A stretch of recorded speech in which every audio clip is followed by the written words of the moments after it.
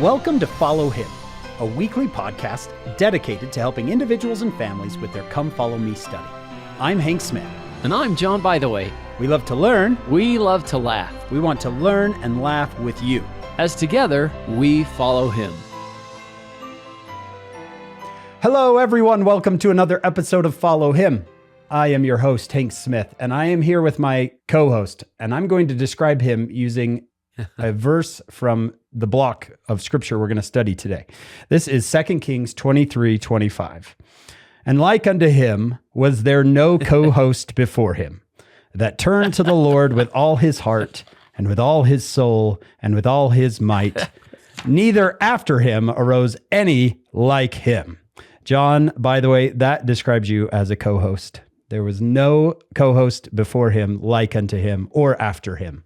I can never live up to your descriptions here, Hank. So I'll just nod and smile. Yeah, that was actually a description of King Josiah, but I thought it fit you perfectly, John. We're going to be in the book of 2 Kings today, and we have a returning guest who is a fan favorite.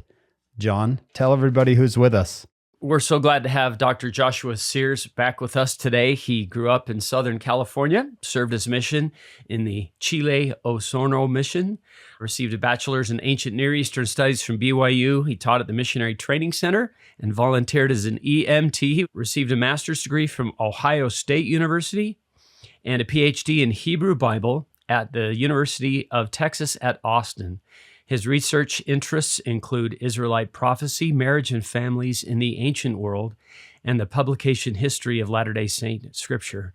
He has presented at regional and national meetings of the Society of Biblical Literature, BYU Education Week, the Sidney B. Sperry Symposium, and the Leonardo Museum Conference on the Dead Sea Scrolls. His wife Alice is from Hong Kong and plays in the Bells at Temple Square. They live in Linden, Utah, with their 5 children. And Dr. Sears, Joshua, we're really glad to have you back. Thanks for coming back again. Yeah, happy to be here. This is so great. John, I got to tell you, we have Follow Him hats, and Josh was so great. He wore his to Disneyland. So as he's walking around Disneyland, he was telling people about our podcast, the Follow Him hat. He sent me a picture. You have a lot of time in line having conversations, yeah. Yeah, what's that hat? What's that all about? Yeah. Josh, I have to ask you just real quick. This just came to my head. My dad was a professional golfer, so we did a lot of golfing growing up. You are a Bible scholar. How do you do that as a dad? Do you say, kids, gather around, we're all going to learn some Hebrew? Do you give it to your kids at all? How do you do it? Yeah, mostly we spend our time doing Star Wars and Marvel and things like that, but we do like to throw in Hebrew Bible trivia. So they've learned a song for the Greek alphabet and the Hebrew alphabet, and I'm trying to gently nudge them in that direction. That's awesome. Wow. Josh, how old are your kids? They are now 13, 11, 9, 6, and 3. That is a busy window. I will say this, John. I work with Josh. Our offices are maybe, 10 yards apart. And he is one of the most delightful people you will ever meet. He is kind, he's delightful, and he's brilliant. He is everything you'd hope he'd be when you watch him on our podcast going, wow, that guy's brilliant. I hope he's nice. He is nice. He is nice. We are in the latter half of 2 Kings. How do you want to approach this? Well, I thought one thing that would be fun to do, since we are at the end of 2 Kings now, it might be fun to start by taking a step back and looking at the Old Testament as a whole and figuring out where are we in terms of all the other books here? How is that all organized? How did this all kind of come together there? Get a big picture sort of a thing. In the Old Testament, we have 2 strings of books that tell the history of ancient Israel. And I think in order to help us understand how this was put together, it might be helpful to actually compare it to the Book of Mormon, because a lot of us are more familiar with the way the Book of Mormon works than we are with the Old Testament. So if you start with the Book of Mormon, you can say, okay, I can see that there, and then it might make a little more sense when you turn to the Old Testament. So the Book of Mormon, we've got a very similar situation where we have 2 strings of books that tell the history of the Nephites. And they're written by different people, different times, and they've all kind of been put together now. So one of the strings of history we have are the books 1 Nephi, 2 Nephi, Jacobinus, Jeremiah. Those 6 books, are the small plates of Nephi. And it tells kind of a history of what happened with the Nephites. Then we have another string of history books written by Mormon. And that's Lehi, which we lost with Martin Harris in the lost manuscript there. But what we still have after that is Mosiah, Alma, Helaman, 3rd Nephi, 4th Nephi, and Mormon. Right there. So 2 different sets of books written under different circumstances that tell the history of the Nephites. One covers more history than the other. That's okay, but they're kind of both attempting to do this, tell a record of what's going on with the Nephites there. So that's kind of comparable to what we have in the Old Testament. Again, we have 2 strings of books. Your first set of the history is what we've just been finishing reading. That's Deuteronomy, then Joshua, then Judges, 1 Samuel, 2 Samuel, 1 Kings, 2 Kings. Scholars see that as kind of a unit of books that were kind of written with similar themes by the same people, kind of telling an overarching history of ancient Israel. And then your second string of books is 1 Chronicles, 2 Chronicles, Ezra, and Nehemiah. And those all kind of go together as well. They're written in the same mode there. That second section is telling the same history? Yeah, not in the same way, and it's doing it for different reasons. It's written from a different point of view, but it's kind of like an alternate history to the other one you have. So you shouldn't read Kings and then go straight into Chronicles and think you're reading the same story. Someone actually took it from the top and restarted there, which again is similar to in the Book of Mormon. If we still had the Book of Lehi, which Martin Harris lost, you'd be starting from Lehi and moving on through the history. But we also have 1 Nephi, 2 Nephi, taking it from the top and going through the history from a different point of view. Right. I remember finding out that the Book of Lehi was not written by Lehi, but by Mormon, and everything clicked into place for me. I was, oh, okay, I got it. And the way these histories work is they tend to be written in stages. It's not one guy sitting down at one point and he does everything beginning to end. For example, with Mormon writes Lehi, Mosiah, Alma, Helaman, 3rd Nephi, 4th Nephi, Mormon. You have one kind of stage there where he's got the history as he sees it. And then Mormon dies. And then it's up to someone who comes later to kind of keep the story going. So then you get an update by Moroni. He adds some chapters to the end of the little Book of Mormon there, where he says, yeah, Mormon died, and then this is what happened, and the Nephites fell, kind of updates the story further.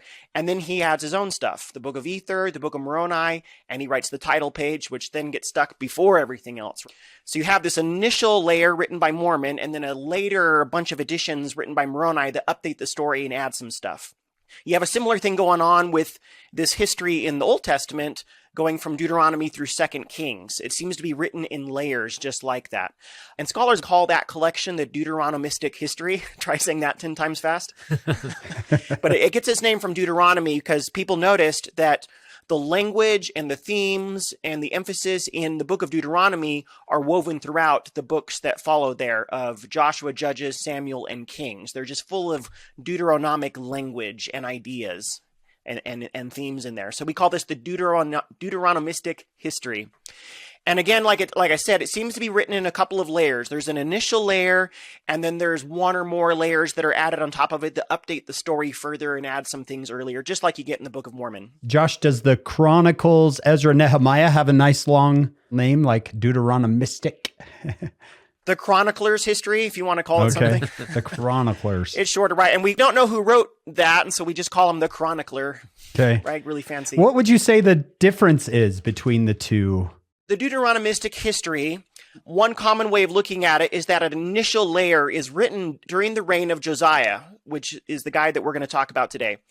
And then that there's an update that happens shortly after the Babylonian exile begins, where they, like Moroni, goes back and kind of finishes up the story, of the fall of the Nephites, where they say, yeah, Judah actually, it didn't turn into this beautiful golden age like we thought was going to happen under Josiah.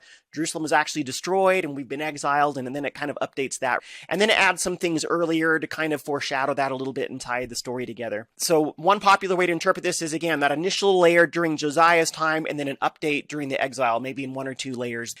The Chronicles, by contrast, is written much later, maybe a couple hundred years later, like the 5th century, the 4th century. It's after the exile's already over and they've all returned home already. So they're writing from a much later perspective, and so they write things differently based on that kind of different perspective they have. And the Chronicler has different kind of aims than the Deuteronomistic History. So for example, in the Deuteronomistic History, it tracks the stories of both the northern kingdom, Israel, and the southern kingdom, Judah. It bounces back and forth between those as it goes through Samuel and Kings. The chronicler doesn't care about the northern kingdom. So he basically takes Samuel and Kings and chops out stuff he's not interested. So he chops out all the northern kingdom stories. So that's why there's no Elijah, for example, in Chronicles. They just want to focus on the southern kingdom of Judah and its ups and downs.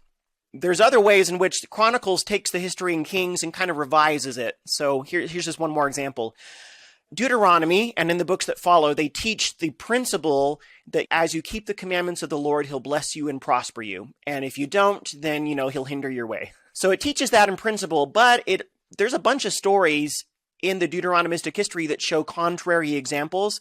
Because like we all know, real life is kind of messy. The bad guys don't always get punished right away, and good people sometimes have really rough lives, where it doesn't live up to what you might think is the ideal based on that principle. Deuteronomistic history is comfortable showing those kind of messy real-world examples. In Chronicles, by contrast, whoever wrote it apparently was really uncomfortable with these examples that don't show the principle working. So they go through and tweak all the stories so that bad guys always get their comeuppance right away and good guys always get blessed. And it modifies the stories so that they better align with the ideal theology. So you see a bunch of little differences like that in Chronicles where they're trying to show those kind of things. Chronicles is also really big on David and Solomon being like the ultimate heroes. And so it goes through and takes out anything negative about those two guys. So there's no Bathsheba in Chronicles, and there's no Solomon marrying the foreign wives in Chronicles. They can do no wrong. So there's ways like that in which you can see the Chronicles as things they're very sensitive about, and they're trying to kind of tweak the history to show what they want to emphasize. And then it used to be thought that maybe the same person who wrote Chronicles also wrote Ezra and Nehemiah. Today's scholarship has kind of moved away from that, but at least they still say Ezra and Nehemiah are building off of Chronicles and responding to Chronicles and kind of written in the same mindset as Chronicles. So you can kind of see those as an overarching big unit too. Kind of like the small plates of Nephi, again, is the Book of Mormon. An alternate history, kind of presenting things from a different point of view. Got it. Josh, this is really helpful. Yeah, those who compiled our Come Follow Me manual chose to stay with Kings instead of Chronicles. We are getting it where sometimes the good guy goes through troubles and sometimes the bad guy gets away with it for a while. And Chronicles does have amazing things to add. I hope everyone reads it at one point in their life. It does have some stories that are not in Kings. It is meant to be an alternative history. It takes it from the top, starts with Adam and Eve, and then quickly covers the history up to the King Saul, and then slows down again right there. It is meant to kind of take it from the top and give an alternate reading and understanding of Israel's history. And then the irony is whoever brought together our canon of the entire Old Testament then took the Deuteronomistic history and the Chronicler's history and stuck them all under the same cover. Right. So now we get both versions of the history all together, just like in the Book of Mormon, right? You get the small plates history and you get Mormon's history, and they're all kind of together there. Yeah. I wonder what the chronicler would say if I said, hey, we got them all and you come second. And he's like, oh. Yeah, and we skip you. Yeah, because we already covered that. It's like, I gave you a better version. And then after that, after Ezra and Nehemiah, do we come back together? And then we have Esther, then... The way that everything is organized in our Christian Bibles is that we get a bunch of history books. So we get the Samuel and the Kings and the Chronicles. And then we move on. It's kind of organized by the type of writing. So you'll get a bunch of books that are things like Psalms and Proverbs and Ecclesiastes. And then you get a bunch of prophet books that are just all organized together. So the organization is definitely not chronological. The way it is, though, it's kind of nice. You can read, Deuteronomy, Joshua, Judges, Samuel, Kings, and get that historical framework. And then when you get to the prophetic books like Isaiah or Jeremiah, those prophet books take place, at different points of the history. But if you have the historical framework in mind and then figure out where this prophet lives, it can help you kind of situate yourself. They're not in chronological order. So you can take these prophetic books, come back to your history and say, where does this fit in exactly in the history? Do you want to jump in now, Josh? What do you want to do? So we're at the very end of 2 Kings here, which means we're at the end of the Deuteronomistic history. And I really love these chapters. I'm glad I get to do this today because the two main kings we're going to talk about are Hezekiah and Josiah. And you should know in the Sears family, our firstborn son, we named him Josiah after this guy here. And my brother, Mark, and his wife, Kimberly Sears, they named their first child Hezekiah after this guy here. So in the Sears family, these two kings are really big. I like to tell my son, Hezekiah is both your cousin and he's your great-great-great-grandfather. Just have that kind of joke there. That's fantastic.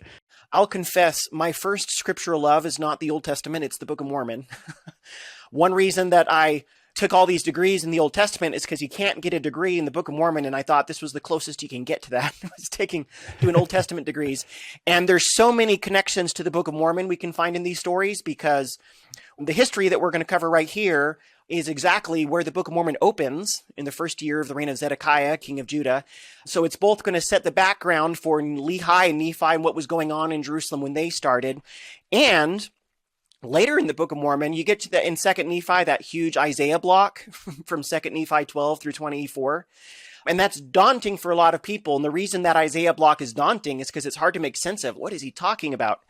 But those Isaiah chapters, most of them are a poetic description of the story of Hezekiah that we're getting right here. And if you know the story in kind of the simple way of telling it, the prose text here from Kings, then you get to the poetic retelling of it in Isaiah, and it makes a lot more sense if you know what the background story is. So a few points here, I think I'll draw those connections. I'll go to 2nd Nephi really quick and be like, "Ooh, see, that's what this is talking about."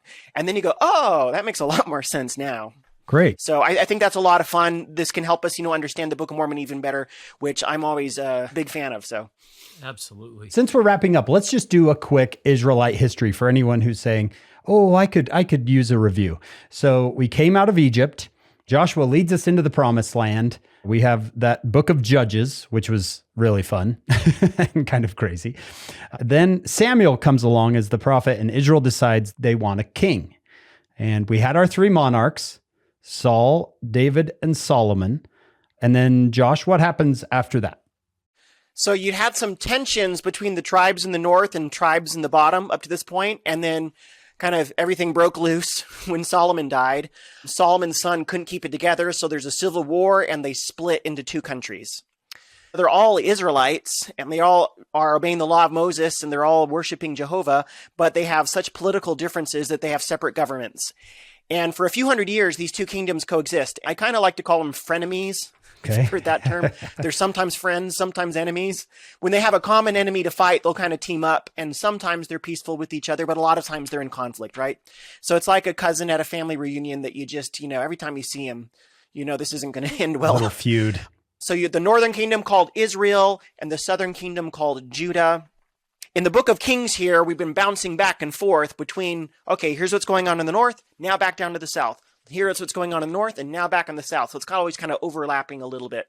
So at the point where we open up here in 2 Kings 17, we're at the point where the northern kingdom is about to go down. It's about to be destroyed and be no more. The southern kingdom's going to last for about 100 years more, but by the end of the book, that's going to go down too. So these chapters cover some huge major drama happening and a lot of death and destruction as both of these kingdoms kind of collapse on each other. And we get the scattering of Israel, and all that is right here. So these are really some pivotal moments. One of the reasons I brought that up, Josh, is because you talked about the Isaiah chapters, and just understanding that the northern kingdom is brought up in Isaiah, and it's usually called Ephraim. Yeah, he'll call it Israel, he'll call it Ephraim, like he said, or he'll call it Samaria, because that's their capital city. And you pick that up, and then the other one he'll call Judah or Jerusalem, right?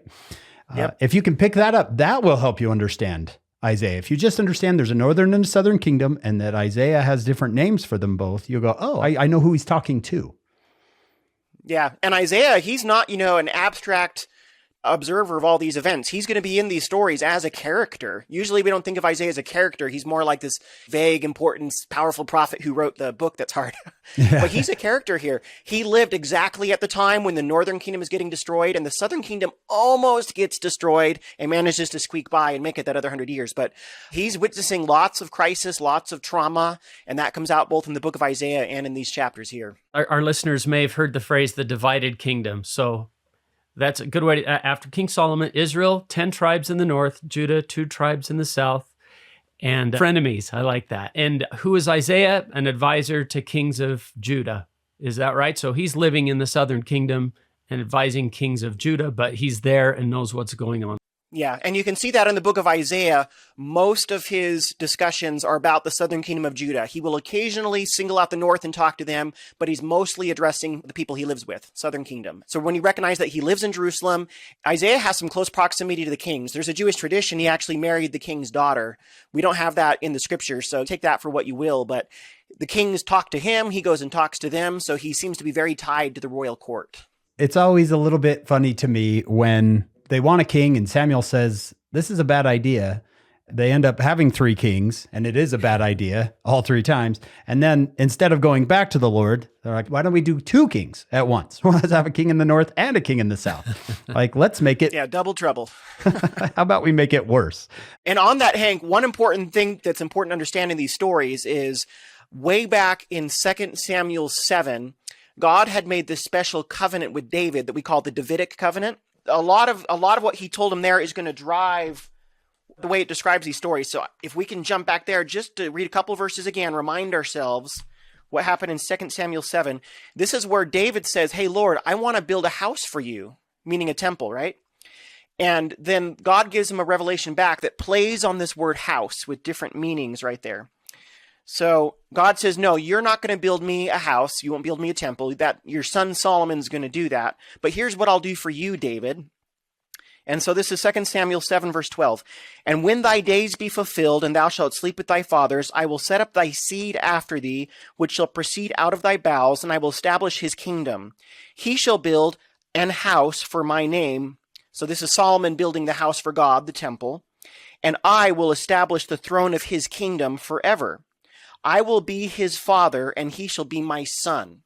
And this is going to be language we'll see elsewhere in the Old Testament where God is like a father figure to the king in Jerusalem, and the king in Jerusalem is a son figure to God. They have a very close working relationship there.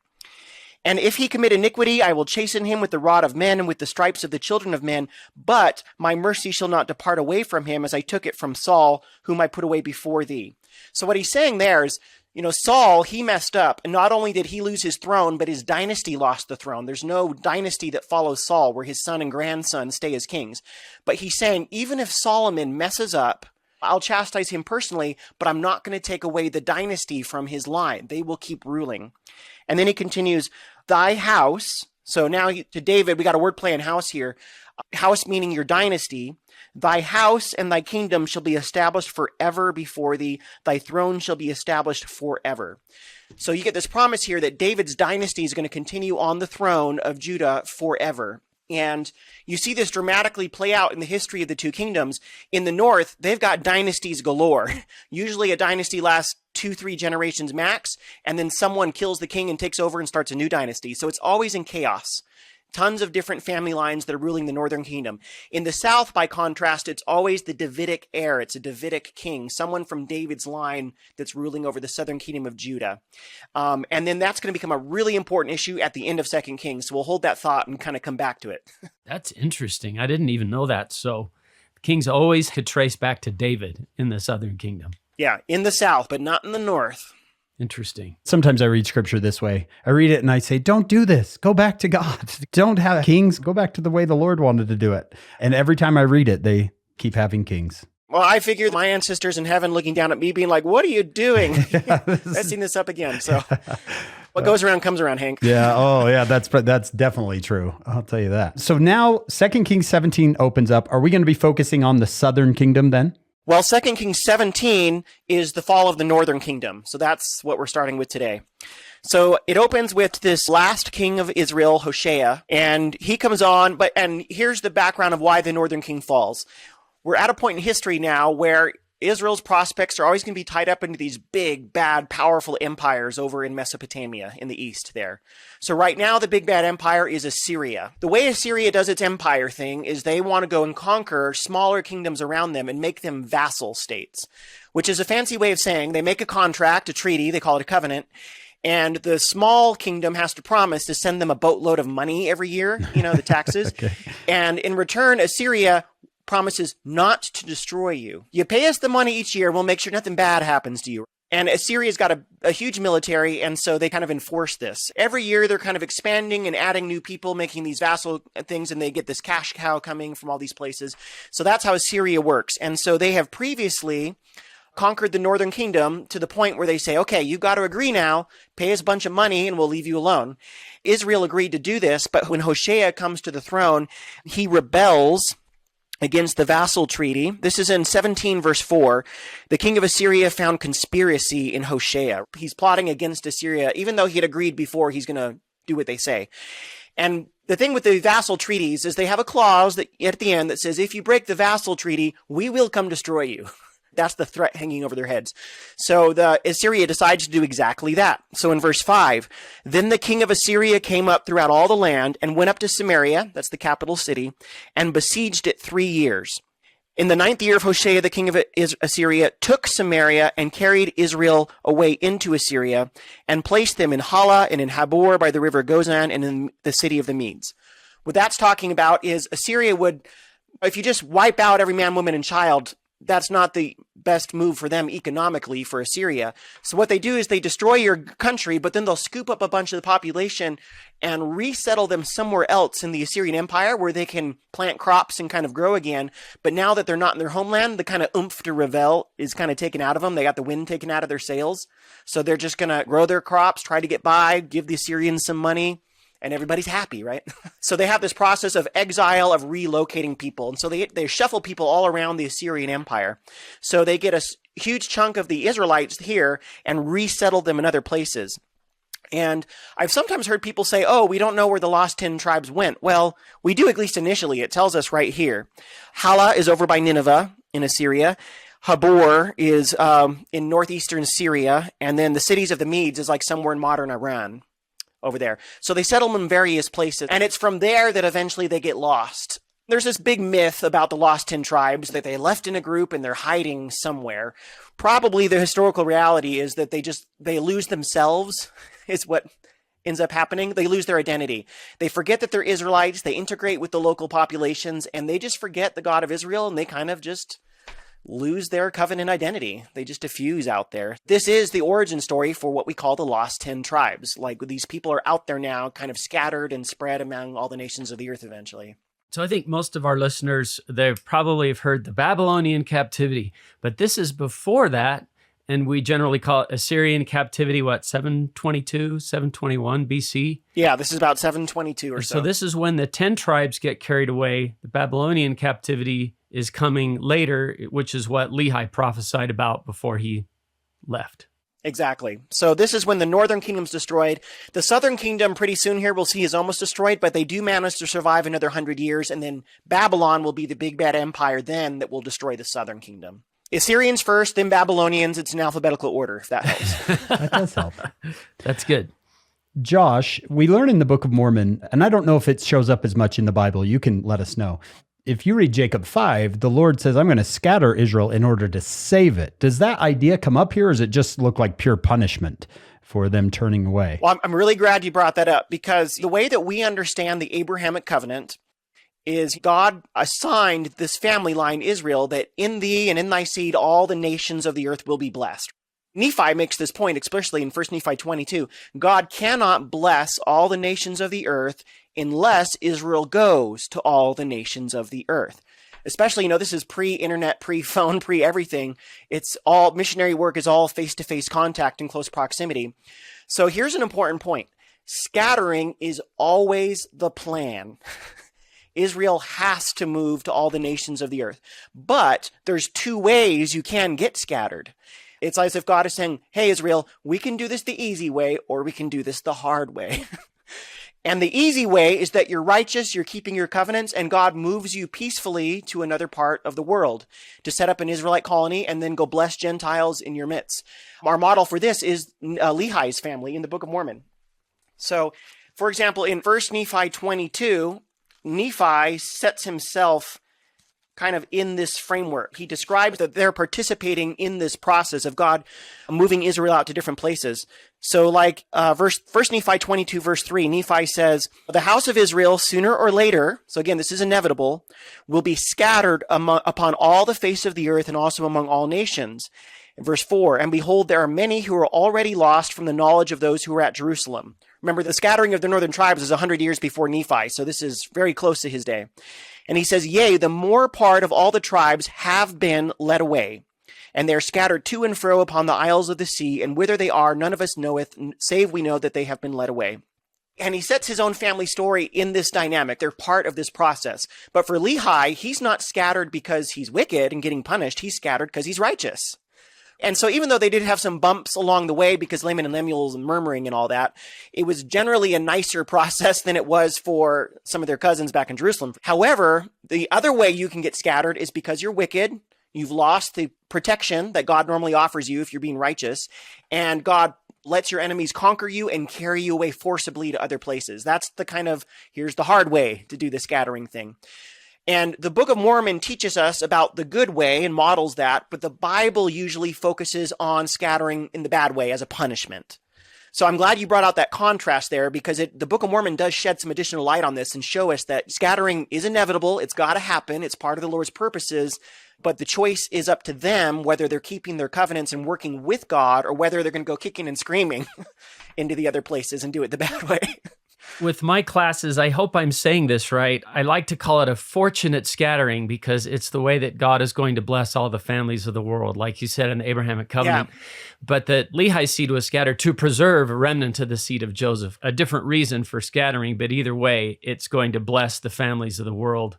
This is helpful. And the Book of Mormon, if you read carefully, a lot of people made the case that part of why Lehi's led to the Americas in the first place is to set up this little mini Israel, an Israelite colony, and do missionary work. If you read between the lines in the Book of Mormon, it seems pretty clear that there were people when they arrived, Native American Gentiles.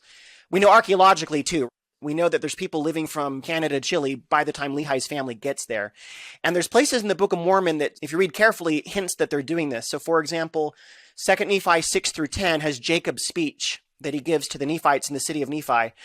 A lot of the dynamic of the Isaiah quotes that he uses and the discussion he has is on the relationship between Israelites and Gentiles, and the blessings that Gentiles can receive as they're adopted into the house of Israel, gathered into Israel. If you think about it, the speech makes no sense if everyone in the audience is an Israelite. Right. Good point, yeah. Maybe thousands of years in the future, this is a theory, maybe, but it makes a lot of sense if you assume he's got a mixed audience, and part of what he's doing is saying, hey, you Gentiles that we've met here, come join us. You know, get the blessings of the covenant that you can have by being numbered with the house of Israel, which is us. You'll help us out, we'll help you out, and this will be a great thing. So the Nephites are kind of fulfilling their Abrahamic role as they do that there. Excellent. Josh, I also remember as a kid reading the Article of Faith, number 10, and it said, we believe in the literal gathering of Israel and the restoration of the 10 tribes. And I remember thinking, I thought there was 12. And I didn't realize that the 10 were the northern kingdom of Israel, and the 2 were kind of set apart from each other. The way that the northern kingdom responds to their scattering and the way the southern kingdom responds to their scattering ends up being a little bit different. Like we said, the northern kingdom, they lose themselves. They lose their identity. They get lost and just kind of adopt local cultures and customs and languages. And after a few generations, they appear to forget they're even Israelites. In contrast, at least a lot of the people, the Jews, the people of the southern kingdom, when they get exiled to Babylon, they hang on to that identity. They say, we are of Israel, we keep the law of Moses, we worship Jehovah. And so when they go back to Jerusalem and rebuild, they've managed to hang on to that through their exile experience. And even down through the centuries, the people, the descendants of that southern kingdom managed to hang on to that. So that's why in the scriptures, we often categorize those 10 tribes as one situation where we got to remind these guys that they're even part of Israel. Whereas the situation of the descendants of the southern kingdom is a little bit different, because you don't have to remind them they're Israel. They know that. You might have to teach them other things, but they have that identity at least. So it's a little bit of a different situation than these 10 tribes where you got to take it from the top. Excellent. I feel like we got a great background here. The Jews never seem to have lost their identity as part of the house of Israel, where everybody else is lost, like you said, not necessarily geographically, but they don't know who they are. And we get our patriarchal blessings and we discover we are part of the house of Israel. And again, it's not inevitable that they lose their identity, but eventually a lot of them do. Like the Nephites hang on to that identity for 1,000 years, but then at the end of the Book of Mormon, they go all wicked. I'm guessing it's not very long before these Lamanites are no longer saying, oh, we're children of the covenant and part of the house of Israel. They just lose that. They forget. And eventually that's what happens to all of these. But the scattering, again, has to happen because the only way for God to gather all nations into Israel is for you have to scatter in order to gather. God's playing a very long game here. Ooh, I like that. Josh, let me ask you something. Even the Nephites themselves, they seem to lose it a little bit, and Jesus has to remind them because you have Nephi talking about the scattering and the gathering. You have Jacob talking about the scattering and the gathering, and then it really doesn't come up again until 3rd Nephi, where Jesus kind of has to remind them, oh yeah, you're scattered Israel. Do you see the Book of Mormon that way?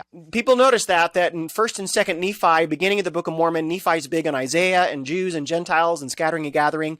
The middle part of the Book of Mormon hardly ever mentions any of that. And then at the end of the Book of Mormon, that last third with Jesus, yeah, there's a big re-emphasis on those ideas there.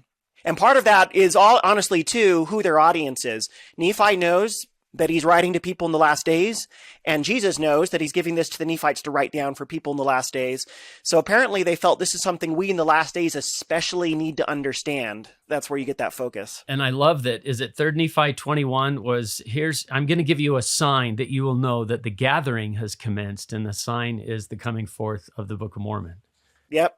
So we're living it. That's important for us to know. This is it. Yeah. One thing that I repeat to my students, why is Isaiah so interested in the scattering and gathering? Why is Nephi so interested in the scattering? Why is Jacob? Why is Lehi? Because they're living it. They're right in the middle of it. To them, it's the scattering they're a part of. They're excited for that future gathering. For us, we need to know about the scattering so we can be excited to be part of the gathering. Exactly. You remember how devastated Nephi is when he sees that the Nephite civilization is going to collapse and his descendants are all going to go into apostasy. He says, I considered mine afflictions that were great above all. He's just crushed that they can't hang on to that identity all the way. But he's got a lot of hope, and he tells his brothers about this. Again, 1 Nephi 22. In the last days, these Gentiles are going to bring this record, and they're going to gather our descendants back to the covenant, and they'll be restored. And he was so excited about that. And I think that's what helped him get through all his grief at the bad stuff that was going to happen in the middle, knowing that these Gentiles in the last days were going to bring the Book of Mormon back to his descendants. That gave him such hope. When I hear President Nelson calling for more missionaries and that how seriously we've got to take missionary work and gather Israel, all the hopes and dreams of these prophets for thousands of years, they're pinned on us. They were counting on us to go save their children. So it's such an amazing responsibility that we have. I hope everybody in the church has heard President Nelson talk about this. Let me just throw out a quick quote from him. He says, you can be part of something big, something grand, something majestic. You were sent to earth at this precise time, the most crucial time in the history of the world, to help gather Israel. There is nothing happening on this earth right now that is more important than that. This is the mission for which you were sent to earth. I mean, he's excited. Yeah, it was so great. I first talk, I think, the April 2022 General Conference was that call to prepare to serve a mission. President Ballard got up and kind of repeated the same thing. It was great to hear that emphasis on gathering again. At least one major stage of this, 2 Kings 17, you see those lost tribes hit off, and this isn't necessarily the first time he's moved them around, but it is definitely a big moment, and so it comes back to this. All right, if we want to move on now, the rest of 2 Kings 17, so about verse 7 to the end of the chapter, really, it's about what happens to the Israelites that are left in the northern kingdom, because not all of them were exiled. And what it goes through is it first explains why it is that the northern kingdom fell. So from verse 7 to about 23, it's talking about all their sins and the things they did wrong, and that this is what led them to get destroyed. And then verse 24 through 41 get into what happens to those people who remain. And the story it tells here is that the Assyrians, since they're shuffling people around the empire, they brought in a whole bunch of foreigners from other places, and that they settle them in the land here, and they intermarry with the Israelites that are left. And then it goes on to describe that they don't just mix cultures, that they mix religions, that they still honor the Lord, Jehovah, but they're also worshiping the gods of other lands, and they're perverting the law of Moses and doing a twisted version of it. And it repeats, until this day, they still do this all wrong. Until this day, they're still carrying on all these sins, and these people are have really messed everything up. And to put this into some historical context here, we've got to keep in mind that the Deuteronomistic History, of which this is a part, is written in the southern kingdom in Jerusalem. And here they're describing the people that are in the northern kingdom. So first observation is we've got to recognize that for a long time, people in the south have not liked the people in the north. They all worship the same God and they live the law of Moses, but they understand it differently. And they're always accusing each other of doing it wrong. The Jews have their temple in Jerusalem. The people in the north have a different temple, Mount Gerizim and up there. And they have different ideas about all sorts of issues here. And look at verse 29. There's a term here that it introduces for the first time. You guys see what that is? Samaritans. Yeah, Samaritans, meaning the descendants of the people whose country used to have the capital Samaria, the northern kingdom right here. And we're more familiar with Samaritans from the New Testament, right? You've got the Jews and Samaritans, and we know they don't like each other.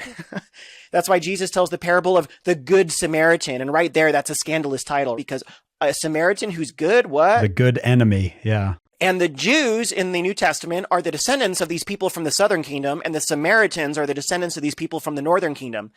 So we got to understand in the New Testament, they don't like each other, but that goes back centuries clear to here to our frenemy status in the Old Testament.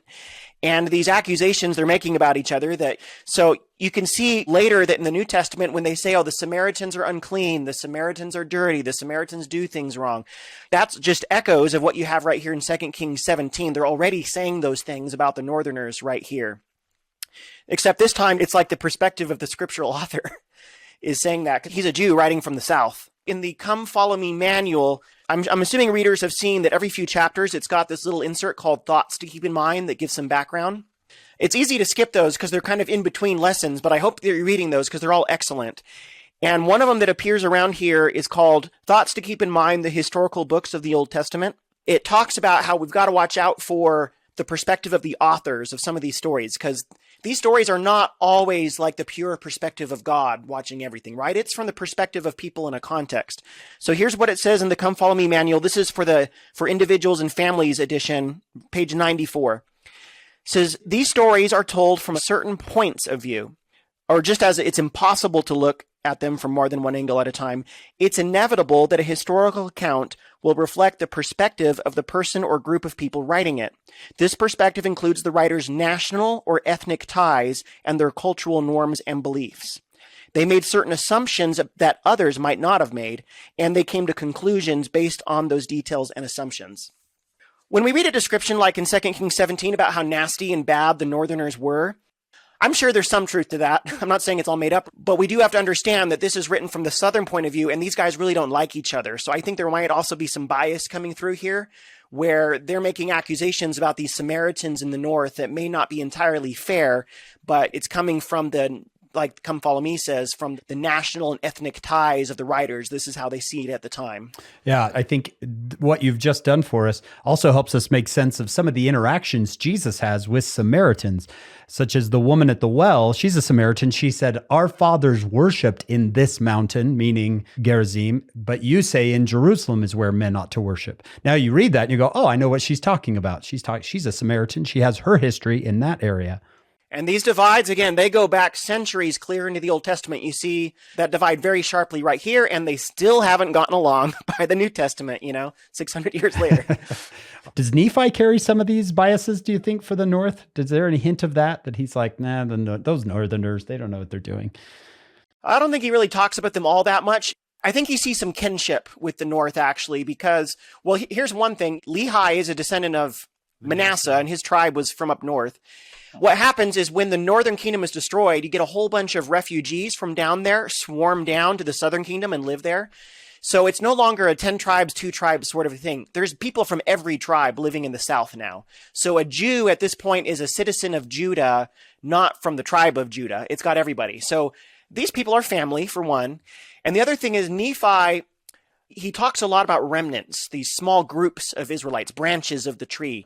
And he talks about remnants of Israel that are scattered all around the world. And he sees himself, his family, as one of these remnants. So he sees a lot in common between what he's doing in the Americas and these remnant groups that are in other places. So he feels a lot of kinship with them.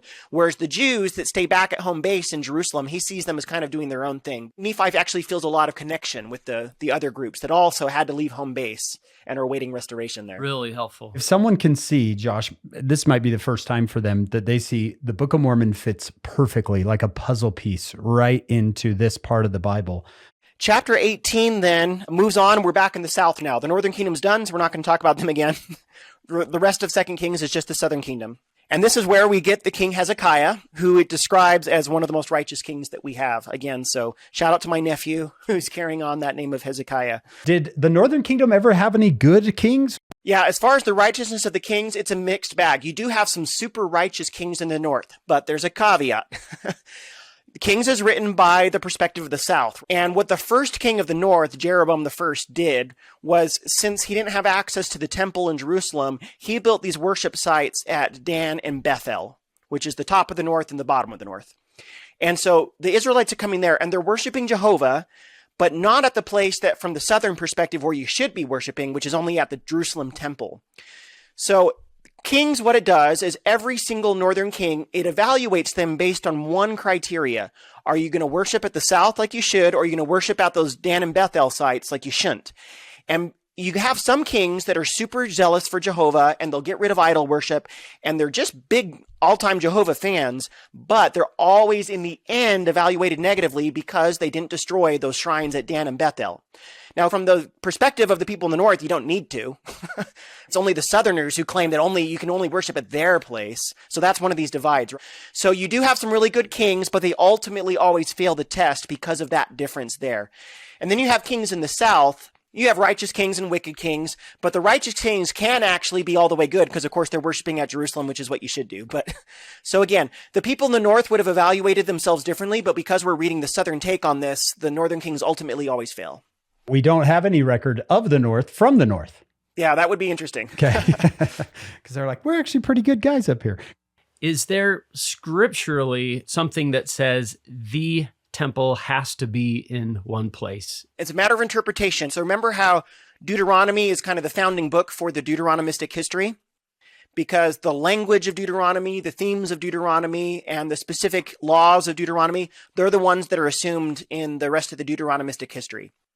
And Deuteronomy, unlike Exodus or Leviticus or Numbers, is really big on this idea of what the fancy term is centralization of worship. And it's the idea you should only worship God in one place. That's the only place for sacrifice. That's the only place for festivals, one place. And this makes Deuteronomy different than some of the laws assumed earlier in other iterations of the law of Moses presented. Like in Exodus, Passover you have in your house. It's the dad and mom and kids, and they're eating together, and the kid's supposed to go, why is this night different from all nights? And the dad responds, it's his family setting. Deuteronomy, that's a big no-no. You come and worship Passover at the one spot that's been picked for worship.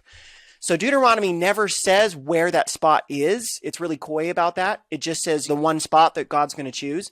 But of course, everyone is going to assume later that that spot is the Jerusalem temple. So people from the south then are looking at Deuteronomy as the scriptural basis for this. And even though it never says Jerusalem in Deuteronomy, they're assuming that Jerusalem is that spot and therefore anywhere else is bad. That's why the shrines at Dan and Bethel are big no-nos, because of how they're reading Deuteronomy there. Thank you. That's helpful. Okay, so what happens to the south? Okay, so we get Hezekiah here. Two kind of things for background for Hezekiah. One is the religious stuff he does, and the other we're going to get into the politics of what happens here. So chapter 18 starts off by saying that Hezekiah, he's like the best king ever. So look at verse 3. He did that which was right in the sight of the Lord, according to all that David his father did. And this is very standard Deuteronomistic history language, comparing the king back to David. And David's always held up as the model, not because he was great in everything he did, but because he never worshipped idols. He only worshipped Jehovah, and that's the standard we're comparing. So Hezekiah is not an idol worshiper. That's what we're saying. In verse 4, he removed the high places. So that's these kind of worship shrines that are separate from the temple. And he brake the images, the idols, cut down the groves, that's these poles for the goddess Asherah, and he brake in pieces the brazen serpent that Moses had made. Our assumption here is that it says the Israelites burned incense to it. So apparently they had kept that bronze serpent that Moses made and they were worshiping it as an idol. So to stop that, he broke it up. We call this Hezekiah's reform, where he arrives in a time of apostasy. People are doing bad stuff and he's going through and kind of purging the bad things out of there. And again, the stuff he's doing, it has the effect of you're only going to worship here in Jerusalem. And he's going to all these other places and getting rid of that stuff. So he does this reform, and then verses 5 and 6 and 7 talk about his character here. He trusted in the Lord God of Israel. And I wanted to pause and highlight that line because trust is going to be a theme of this chapter. So we're going to come back to the issue of trust, but that's key that's introducing him as someone who trusts in Jehovah.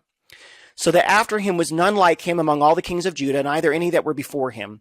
For he clave to the Lord and departed not from following him, but kept his commandments. And the Lord was with him, and he prospered whithersoever he went forth. So we get this introduction. So religiously, the authors of the book see him as getting rid of the bad worship practices that are everywhere to other gods and to idols, and he's centralizing worship at the temple in Jerusalem, and he's trusting in the Lord and keeping all his commandments. So wonderful, righteous king here. Is the writer going to say the same thing about Josiah? Yeah, Josiah also says that none like him before and none like him after were the same, right? So you get You're like, hey, language again there. You're my favorite king. No, you're my favorite king. Now, in the second half of verse 7, we get into the political situation. It says, he rebelled against the king of Assyria and served him not. For that, we got to back up a little bit into what was set up in previous chapters before 2 Kings 17. Hezekiah's father was a bad king named Ahaz that we've covered in previous weeks. And we actually know more about Ahaz from the book of Isaiah than we do here from Kings, because Isaiah adds in chapter 7, which is quoted in 2 Nephi 17, a whole story about Ahaz and what he did that was bad. So the quick recap of that is this. In the days of Ahaz, you've got, again, the Assyrians are conquering all these kingdoms and making them vassal states, so they have to send all the money. And as the Assyrians move further and further west, the small kingdoms along the Mediterranean there are getting really jittery. Oh no, it's just a matter of time before the Assyrians come and get all of us. A bunch of the kings want to get together and form an anti-Assyrian coalition to be a team and fight the Assyrians back. They think we got to stand together or we're all going to fall separately. But there's one of these little kingdoms that decides they do not want to join the coalition, and that's Ahaz and Judah. He decides that fighting the Assyrians is suicide. So he's like, thanks, but no thanks. You guys have fun fighting them. From the other king's perspective, this makes Ahaz look pretty petty, because if they win, good for him. And if they lose, good for him. It's a win-win for Ahaz to stay out of this. But the other kings are really mad about that. So they decide to invade Judah, kill Ahaz, and put a new guy on the throne that will work with them. We call this the Syro-Ephraimite War. This is about 735 BC. Isaiah chapter 7, again quoted in 2 Nephi 17, talks about this conflict where you've got the northern Israelites and the country Syria next to them, and they're together invading the southern kingdom, again, to put a new king on the throne.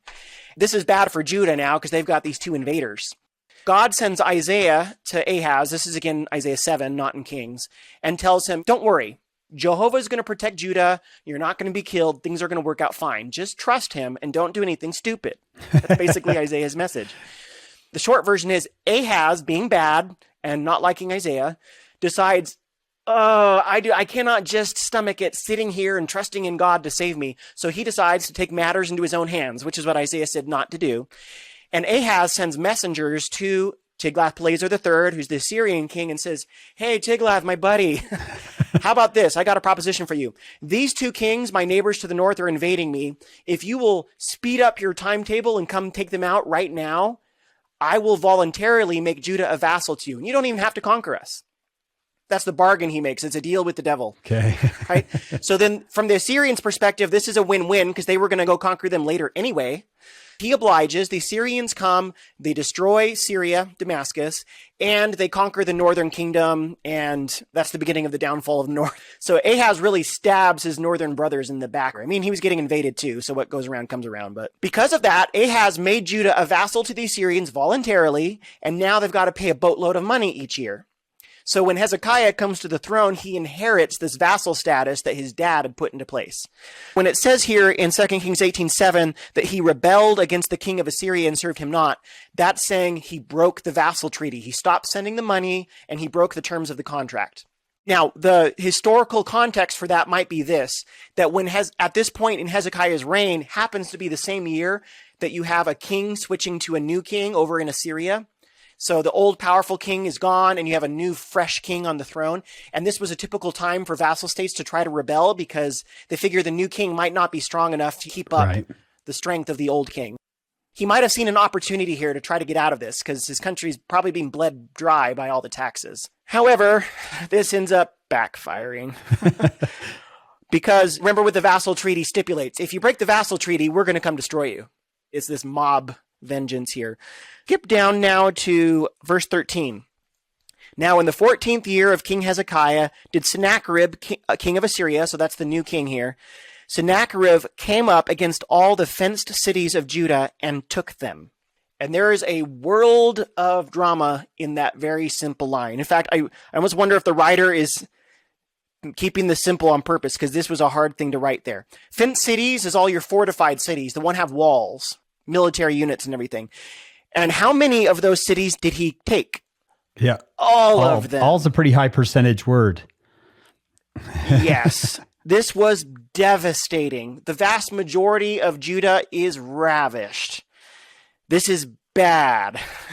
In fact, we have outside sources outside the Bible that give us an even bigger picture of how bad this was. So the next verse mentions Assyria sieging Judah's second most fortified spot besides Jerusalem, and that's Lachish. Right there, so it's mentioned in verse 14. And you can go to Lachish today and there's the ruins and you can still find the arrowheads and all the signs of the devastation that the Assyrians did there.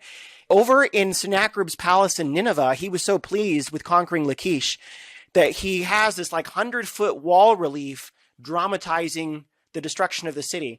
And it's in the British Museum in London today. It is so dramatic and striking. And you can just Google this and see the images online. Since there was no movies in the ancient world, they would carve these images on stone with these reliefs, and it shows like a frozen moment in time. And it's kind of like Where's Waldo, where there's a zillion things happening at once, and you can spend forever looking at it because there's always something new to find. So this Lachish scene, you've got like arrows and flaming torches frozen in midair that the people in the wall are throwing down at the Assyrians. And you've got the Assyrian siege tanks stopped mid-pose as they're breaking down the wall. You've got depictions of Assyrian soldiers piking Judahite prisoners. You've got a part where there's like piles of hands that they have cut off from the prisoners, so they have no more hands. There's images of Judahites being led away into captivity. So it's just like this frozen moment, just showing all the drama of this scene here. So it's the closest you can get to like an ancient movie of this. Sennacherib, he loved his moment so much he made a movie. Yes, exactly. And the Assyrians, when they conquered you, if you broke the vassal treaty, they were brutal because they want to send a message to everyone else. Don't you dare rebel and stop sending us money because we'll do the same thing to you. So that's why they're putting people up on pikes and why they're leaving piles of body parts. It's so that rumors will spread and people will know and nobody else will dare do this. So this is what he's doing to the kingdom of Judah. So he conquers all the small places. And we also have not just Sennacherib's pictures of this, but we have his written records. So there's one called the Sennacherib Prism. It's like a block of stone like this, and it has writing all the way around it, like in a big circle, written in this cuneiform script. And he describes it, and he names more than 100,000 Judahites that he carried into captivity and exile. He talks about all the animals that he stole from Judah, all the booty and plunder that he took.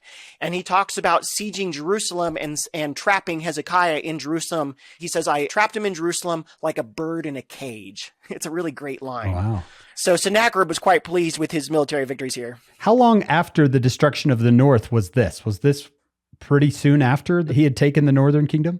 This is a good 20 years later. So they had been here before. Well, the Assyrians had never had to conquer Judah before because remember Ahaz did it voluntarily, but they had been to the north and conquered that already. It's hard to say why Hezekiah decided to break the vassal treaty and bring all this upon him. Maybe the taxes were bleeding him dry and he thought we just got to risk it. Maybe he thought he could take advantage of the new king being on the throne. Maybe he thought that since he's being so righteous that God would keep this from happening. I think it's coming in 2 Kings 19. So he took all these cities in Judah, but he never took Jerusalem. That's coming up. Yeah, that's coming up. And in the Sennacherib Prism, that text, he never claims to conquer Jerusalem. He just says that he surrounded it. But he never claims to destroy it, which matches what we have in the Bible here. The book of Isaiah gives a lot of insight on this because at the beginning of the book is Isaiah talking about all this stuff. So Isaiah chapters 1, 2, 3, 4, 5 is Isaiah talking to his contemporaries in Jerusalem and Judah and saying, you guys are wicked and the day of the Lord is coming. If you don't shape up, destruction is happening.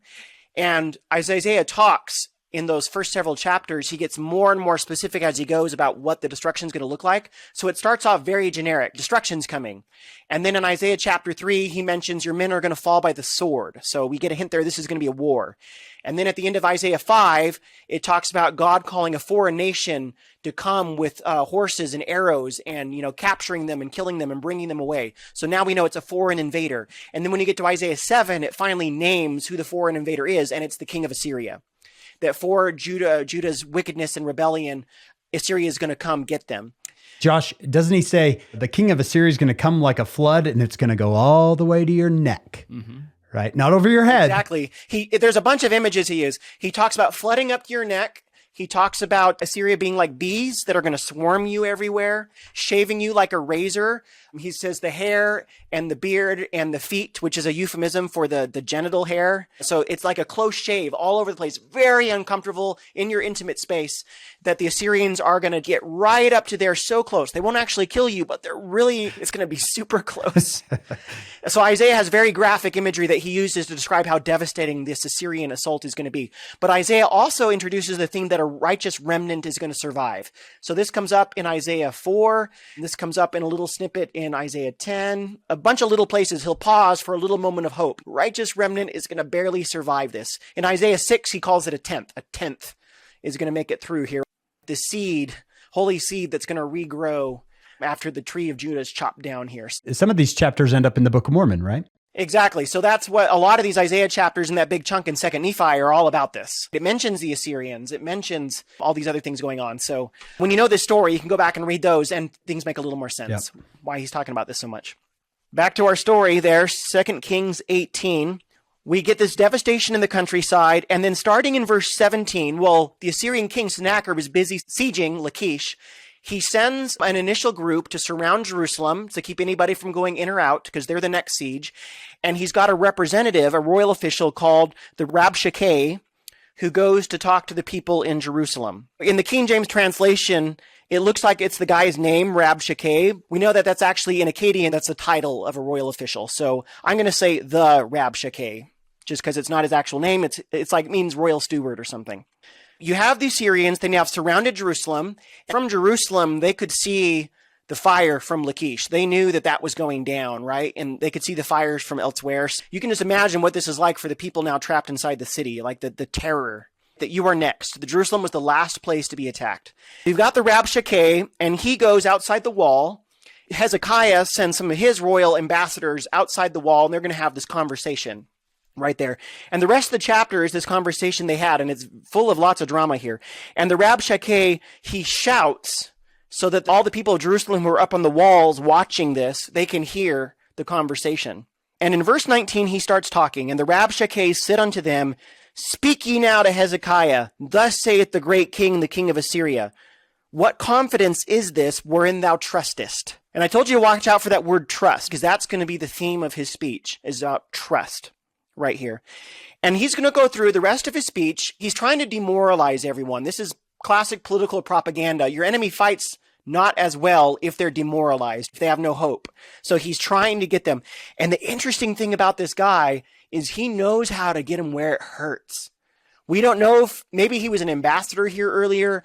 I don't know what his personal experience is, but he knows how to get these people. We find out later he's not speaking the international language of diplomacy, Aramaic. He's speaking Hebrew, the Judahite dialect of Hebrew, exactly what all the people in the city speak, so that they can understand him. He knows about Hezekiah's reforms. He knows that Hezekiah's gotten rid of all their high places and said you should only worship in Jerusalem. He knows about Jehovah and how Jehovah operates. He knows these people well enough that he knows just where it's going to hurt. So in verse 20, he says, Thou sayest, but they are vain words, I have counsel and strength for war.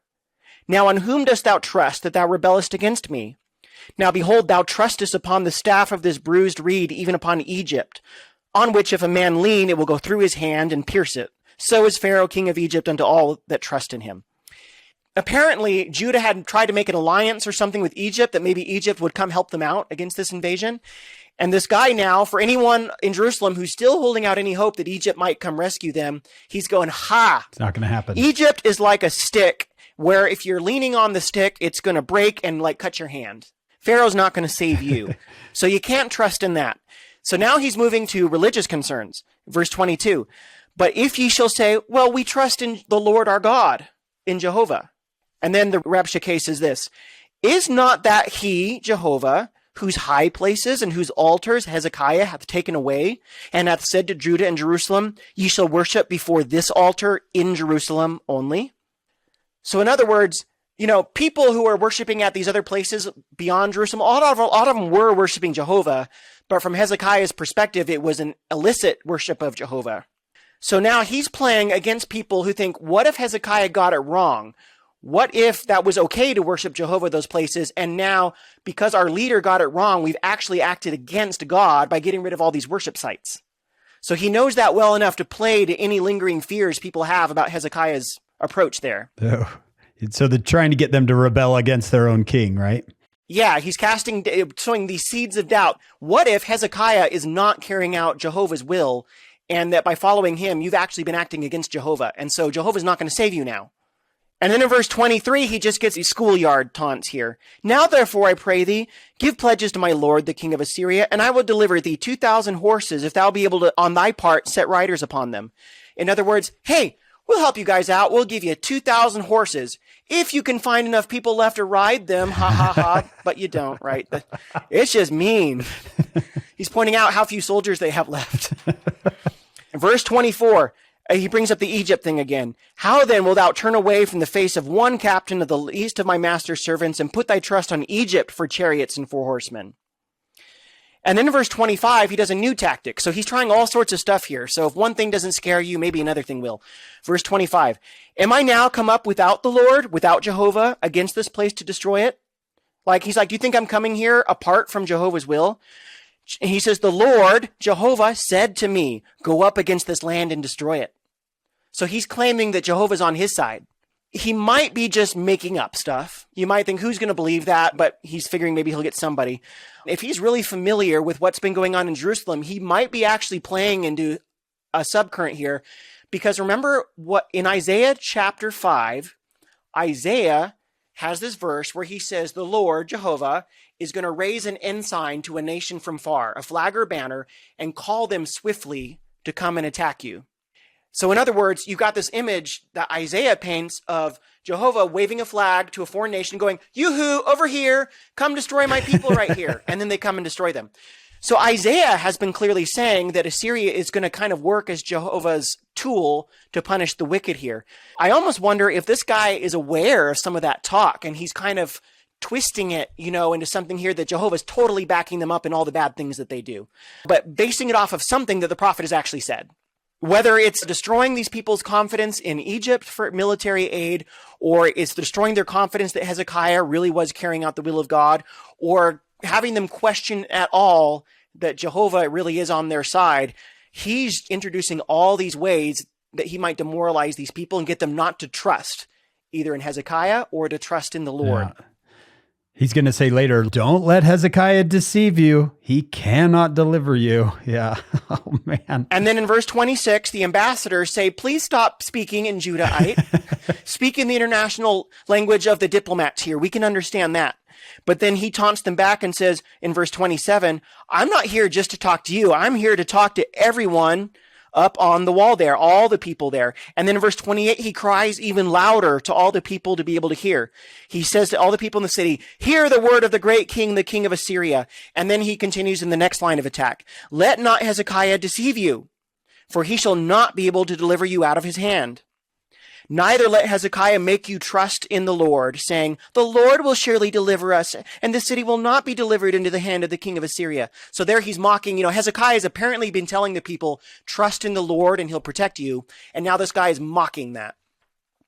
Verse 31, hearken not to Hezekiah. Then down, let's jump to verse 33 through 35. He makes this argument.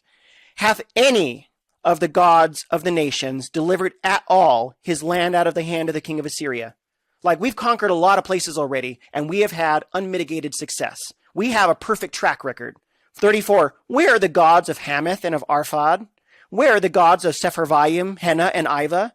Have they delivered Samaria out of my hand? Who are they among all the gods of the countries that have delivered their country out of mine hand, that the Lord should deliver Jerusalem out of my hand? Yeah. You're going to be just like them. And that's kind of brutal logic, because he's got a point. Every nation has its gods, even Samaria, which worshipped the same God the people of Judah do, and every single one of them has fallen. So who are you to think that your God's going to be any different? And by the way, I talked about Book of Mormon connections, so this is one of them. Once you know this story here, it's easy to recognize what's going on in the Isaiah chapters in 2nd Nephi. Because, for example, 2nd Nephi chapter 20, which is quoting Isaiah chapter 10, is describing all this drama, and it's got the Rabshakeh speech here in a very short form. So like 2 Nephi 20, verse 8, for he saith, this is now the Assyrians, or maybe even the Rabshakeh specifically, are not my princes altogether kings? Like princes in Assyria are as good as kings everywhere else. Is not Calno as Carchemish? Is not Hamath as Arphad? Is not Samaria as Damascus? As my hand hath founded the kingdoms of the idols, and whose graven images did excel them of Jerusalem and of Samaria, shall not I, as I have done unto Samaria and to her idols, do so to Jerusalem and to her idols? It's the same idea and some of the same wording as the Rabshakeh speech over here, that just like I've destroyed all the other gods and all the other cities, including Samaria and its gods, I'm going to do the same thing to Jerusalem and its gods. So here Isaiah is kind of doing a poetic kind of summary of the Assyrians' attitude here. And the logic really is brutal because he's got a point. He's right. This would be scary, Josh. This would be like, okay, I believe him. Because one, you've doubt in the king. Now you've got me doubting God, President Benson might call this the evil designs, strategies, and doctrines of the devil, right? This is how he works. I'm going to place doubt in your heart about everything you thought was true. The trust is so important because, again, that's the motif here, trust. Who are you going to trust? That's how he opens the speech. What confidence is this wherein thou trustest? And I think for all of us today, that is a great question to really ponder as you live your life of faith. What confidence is this wherein thou trustest? What do you trust in? And today, you're reading the news a lot about how, whether it's Americans or members of the church, that there's a crisis of institutional trust. People don't trust the government. People don't trust each other. People don't trust scientists. People don't trust the First Presidency and the 12. A lot of people have talked about a trust crisis here in the 21st century.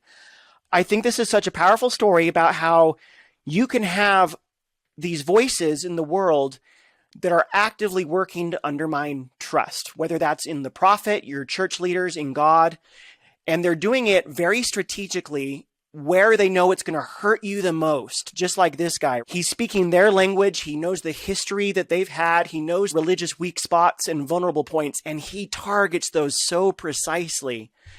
And I think today about all the voices that are saying you can't trust the prophet, you can't trust the First Presidency, you can't trust God. And they'll use a lot of logic and a lot of really good reasons to try to build this case that God and his servants and the institutions are untrustworthy. And it provokes this real big moment you have. You have to figure out, what voice am I going to listen to here? This could easily become a crisis of faith for a Judahite in Jerusalem. Chapter 19 is about Hezekiah's reaction to this. It doesn't talk about the other people, but I'm imagining similar things are going through their own heads. Hezekiah is not there at the wall, but messengers bring him the report of what the Rabshakeh said. What Hezekiah does in 19 verse 3 is he sends messengers to the prophet, to Hezekiah, to say, well, what's your take on this? He's going to Isaiah, correct? Isaiah and Hezekiah are very close, and Hezekiah goes to him for advice. The Jewish tradition is that Isaiah married Hezekiah's daughter. So if that's true, they're also father-in-law, son-in-law. So whatever it is, they've got a close relationship here. So Hezekiah sends a message to Isaiah in verses 3 and 4 to say, this is what the Rabshakeh said.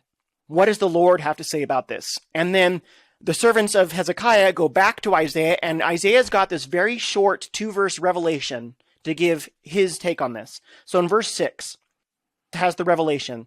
Thus saith the Lord, be not afraid of the words which thou hast heard, with which the servants of the king of Assyria have blasphemed me. Behold, I will send a blast upon him, and he shall hear a rumor and shall return to his own land, and I will cause him to fall by the sword in his own land.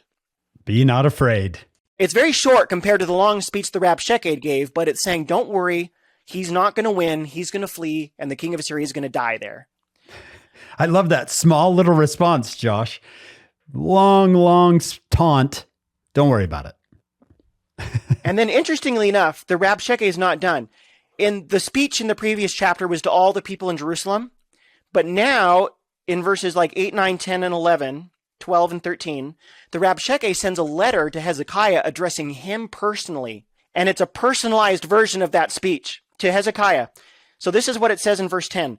Thus shall ye speak to Hezekiah, king of Judah, saying, let not thy God in whom thou trustest deceive thee, saying, Jerusalem shall not be delivered into the hand of the king of Assyria. So before it was telling the people, don't trust Hezekiah when he says God will save you. And now he's saying to Hezekiah directly, you shouldn't trust in Jehovah when he says he'll save you. I shouldn't laugh at this, but this is intense.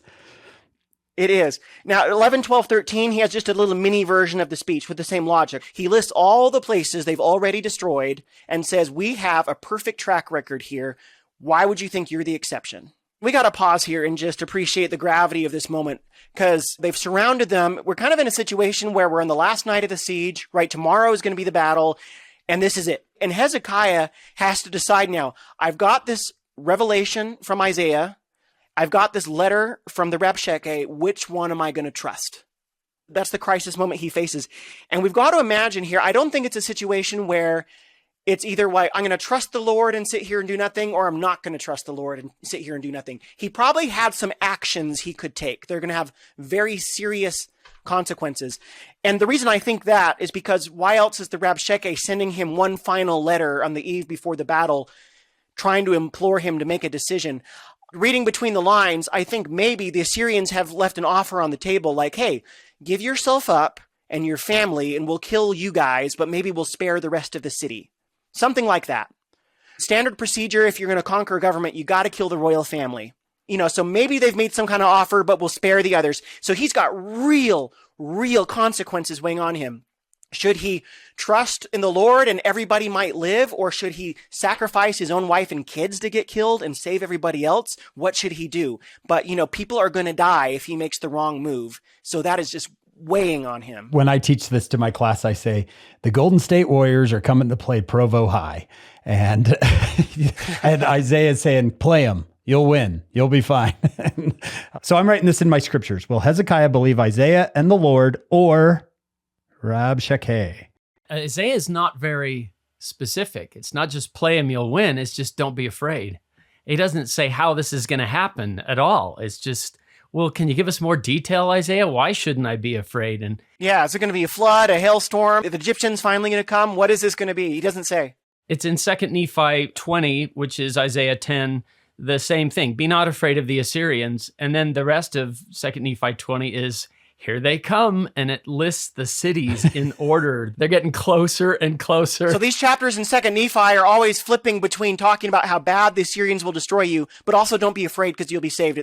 They've taken all those fenced cities in Judah, but don't be afraid. Please join us for part 2 of this podcast.